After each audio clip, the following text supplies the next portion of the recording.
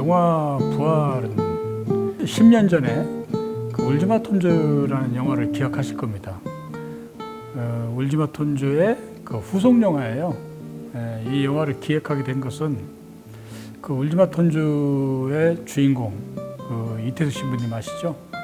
아무래도 그 10년 전에 그분의 삶을 보면서 굉장히 감동을 많이 느끼셨을 거예요. 그래서 이제 그 감동이 감동으로 끝나는 부분이 굉장히 안타까웠어요. 왜냐면은 그 울지마 톤즈를 보시고 그 눈물을 흘리셨던 그 감동에 담겨 있는 의미가 두 가지가 있었어요. 하나는 신부님의 삶을 보면서 자신이 얼마나 부끄럽게 살았는지, 이기적으로 살았는지에 대한 그 부끄러움의 눈물이 하나가 있었고, 또 하나는 그 갈등을 없는 사회, 이런 사회를 만들기 위해서 어떻게 무엇으로 대중들에게 이야기를 할까 생각하다가 그 부활이라는 용어 자체가 좀 종교적인 용어이긴 하지만 저는 그 카톨릭 신자가 아니기 때문에 종교적인 관점에서 보려고 하지 않았어요. 그 부활이라는 영화는 크게 그 두 가지입니다. 하나는 뭐냐면은 그 제자들의 어떤 지금의 모습들, 그 쉬운 7명의 의대생이 있고 의사 있고 또 그다음에 약사 있고 뭐 다양한 직업군을 가져 있고요. 그래 그 친구들이 그 지금 그동안 어떻게 살아왔고 왜 의사 또 그 의대생이 됐는지에 대한 어떤 이런 그 삶을 통해서 신부님의 삶을 우리가 다시 한번 생각해보는 기회를 갖고자 그 영화를 만들게 됐고요. 또 하나는 그 한센병 환자들, 그 신부님의 사랑을 받고 자랐던 그 한센병 환자들의 지금의 모습, 그리고 그분들이 그 신부님을 지금도 계속 그리워하는 이런 모습을 통해서 우리 사회 리더들이 어떤 마음으로 어떻게 국민에게 다가가야 국민의 마음을 얻을 수 있는지, 사회 고발적인 내용, 의미 뭐 이런 걸 그 10년 전에 그렸던 그 한센인과 제자들의 이야기를 통해서 만든 영화가 부활이라는 영화입니다.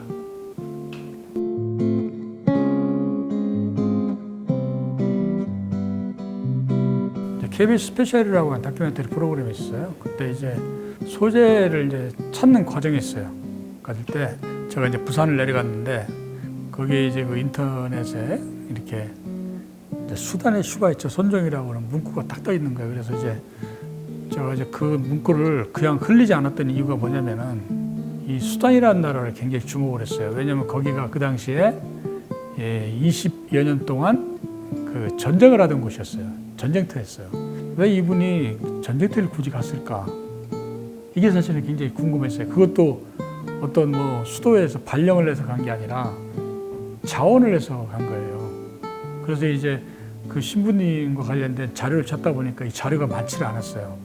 그냥 2년에 한 번씩 한국에 들어오실 때 그 아시는 기자분들이 기사를 써준 걸 갖고 내용을 보니까 이게 단순히 선교 활동을 하러 간 것이 아니라 정말 그 전쟁터에 있는 분들에게 도움을 주러 갔다는 것을 제가 이제 그 기사를 보고 알게 됐고, 그래서 이제 저는 이분과의 만남은 굉장히 운명적이라고 생각합니다. 왜 운명적이라고 생각하냐면 아무것도 모르는 상태에서 사람을 찾아내는 거잖아요.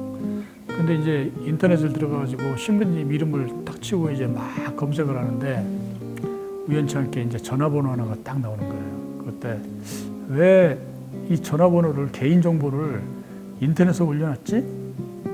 누구지? 하고서 그냥 아무 생각 없이 전화를 했는데 이제 그분이 누구냐면 신부님하고 굉장히 가까운 분이었어요. 그래서 그분한테 얘기를 했더니 공영방송에서 신부님 그 다큐멘터리를 만들고 싶다 그랬더니 너무너무 좋아하는 거예요. 왜 좋아했냐면은 신부님이 선종하시기 얼마 전에 이 주변 분들이 신부님한테 얘기를 했대요.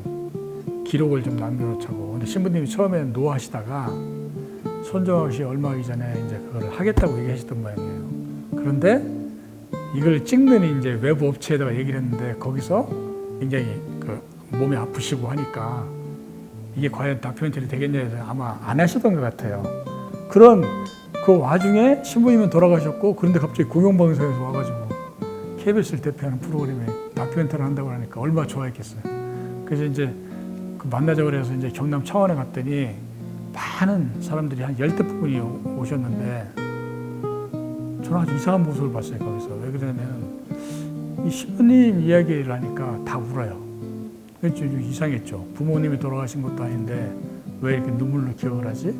그래가지고 이제 그분들의 인터뷰를 쭉 따서 보니까 이것은 우리가 충분히 다뤄도 될 만한 내용이라는 걸 확신을 가졌어요. 그리고 나서 이제 그분들한테 제가 주인공을 못 만났기 때문에 생전에 찍었던 비디오, 사진이 있냐고 보니까 이제 막 나오는 거예요. 뭐 테이프도 뭐 한 50여 개 나오고 사진도 200장 나오고. 그래서 이제 테이프하고 사진 보고 나서 이거 찍을 수 있겠구나 해서 이제 그 촬영을 한 거고요. 이제 울지마 톤즈는 제가 한 역할은 생전에 찍었던 모습들, 영상 속에 있는 모습, 사진 속에 있는 모습을 일일이 다 캡처를 해가지고 현장에 가서 일일이 대조를 했어요. 대조해갖고 이제 그때 이야기들, 증언들을 막 딴 거예요. 그거 갖고 이제 만드는 거죠. 그러니까 제가 한 역할은 그 신부님과 그 아프리카 사람들의 어떤 교감하는 모습을 가서 그냥 확인해가지고 만든 영화가 울지마 톤즈였던 거예요.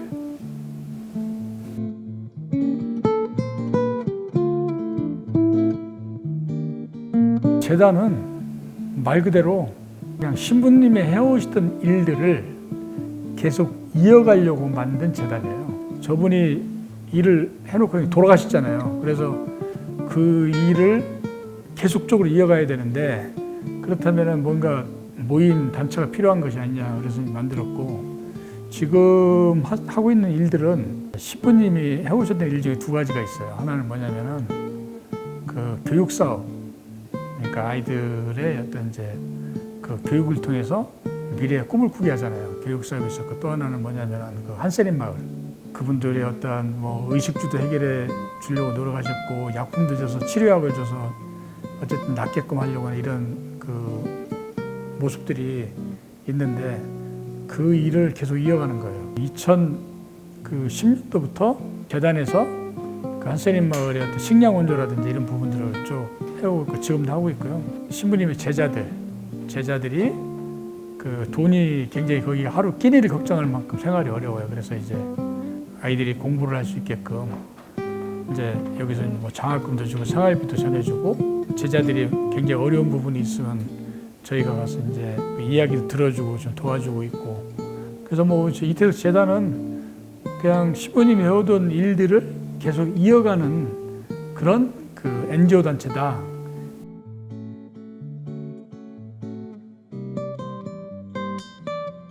울지마 톤즈와 부활 영화 이 영화를 보고 그 외국 분들도 많이 우시고 불교, 개신교, 카톨릭뿐만이 아니라 이런 종교를 초월해서 신부님의 삶에 대해서 굉장히 그 감동을 느끼고 그다음에 이제 진보, 보수를 지향하는 이런 분들도 똑같이 이 신부님의 삶을 보고 감동스러워하는 이런 모습을 보면서 굉장히 궁금했어요.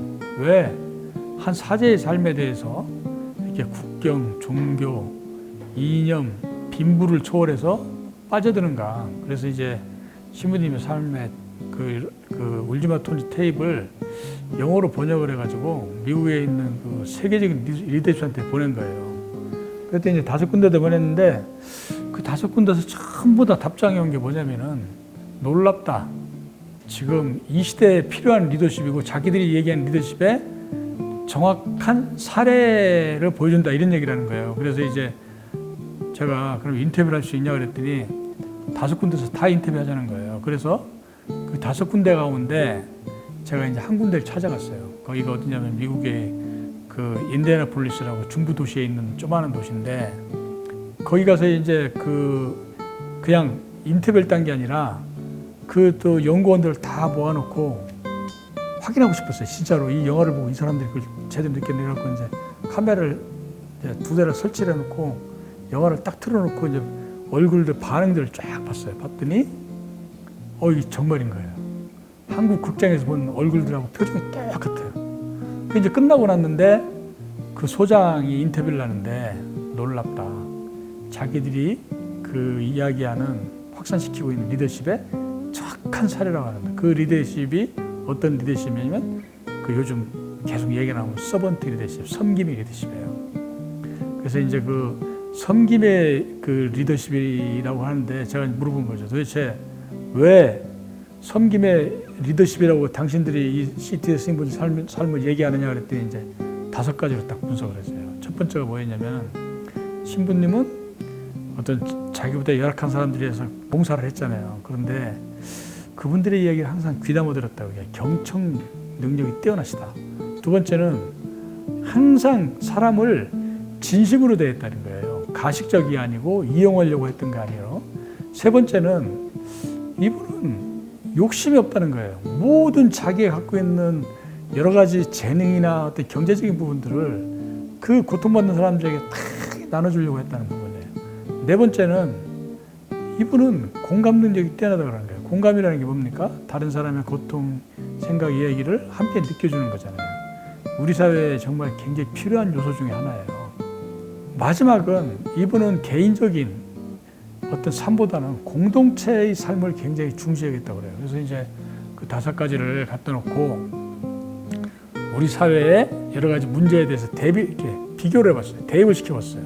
자, 정치하시는 분이 국민들의 이야기를 귀담아 듣고 진심으로 대하고 욕심 안 내고 그다음에 국민들의 고통을 함께 느끼고 공동체를 소중하게 여기는 어떤 이런 마음을 가지고 정치를 하신다면 과연 국민들이 정치하시는 한국 정치에 대해서 어떻게 바라볼 것인가. 기업하시는 분이 그런 마음을 갖고 있을 때 어떤 그런 노사 문제가 일어났을 때 이렇게 갈등이 해결이 안 되고 더 갈등이 증폭될까?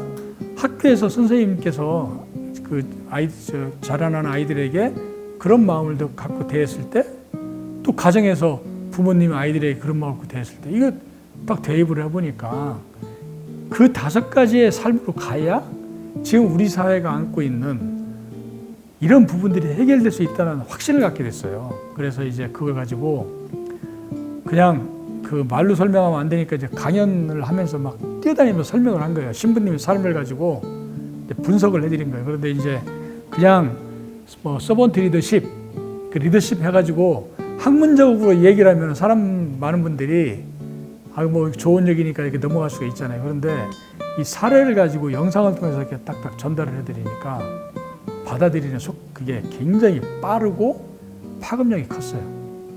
그래서 이제 최근에는 좀 어떤 일을 하고 있냐면요. 학교 현장으로 들어가야 되겠다. 아이들에게 물어봤어요. 너희들이 앞으로 닮고 싶은 사람 얘기를 해보면 아이들이 대답을 하질 않아요. 어떤 아이들은 뭐 연예인, 스포츠 스타 얘기를 한단 말이에요. 근데 뭐 연예인이나 스포츠 스타들의 어떤 그런 화려한 모습들은 우리 언론에서 결과만 놓고 보기 때문에 아이들은 그런 그 스포츠 스타나 한류 스타를 보면은 이 돈과 명예만 딱 생각하게 되잖아요. 근데 사실은 그 사람들이 그 정상에 올라가기까지 피나는 노력들이 있었단 말이에요. 그거를 조명을 안 해주니까 아이들이 몰라요. 그래서 제가 생각이 뭐였냐면은 이 아이들에게 어떤 롤모델을 좀 제시해야 되겠다. 그래서 이제 그 아이들이 그 롤모델이 핵심이 뭡니까? 봉사와 헌신이잖아요. 그래서 이제 그거를 좀 전해주는 게 앞으로 10년, 20년 후에 그 아이들이 지도자가 되고 리더가 돼서 사회에 나가서 그런 행동을, 그런 삶을 살았을 때 사회가 굉장히 좀 좋아지지 않을까 하는 이런 생각을 가지고 교육 현장에 가서 강연을 하는데요. 일단 그 강연을 듣고 좋아하는 모습들, 변화하는 모습들이 이렇게 보다 보니까 사실은 굉장히 피로함이 그냥 시신듯이 없어지는 거죠.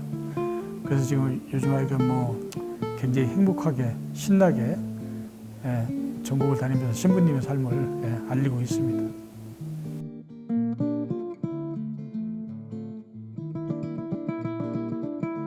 많은 분들에게 강연 나가서 드리는 말씀은 또 오늘 이제 이 시청하신 분들에게 부탁의 말씀드리는 것은 이태석 신부의 삶을 그대로 따라가자가 아니에요. 그분의 삶에 담겨 있는 사랑과 공감, 헌신, 경청 이러한 부분들을 우리 삶 속에서 실천을 하게 된다면 일단 개인이 굉장히 행복하게 될 것이다 라고 하는 이런 말씀을 좀 드리고 싶고요. 이제 마지막으로 좀 봉사의 삶이 좀 생활화가 됐으면 좋겠어요. 누굴 도와주는 것이 아니라 나를 위해서. 그래서 그런 봉사의 삶이 생활화됐을 때 배려, 공감 이런 부분들이 그 사회에 많이 퍼져나가서 우리의 그 아이들이 이제 미래 이제 그 어른이 됐을 때 굉장히 지금보다 나은 어떤 꿈을 갖고 희망을 갖고 살 수 있는 이런 사회가 되지 않을까 이런 어떤 좀 부탁의 말씀을 좀 드리고 싶습니다.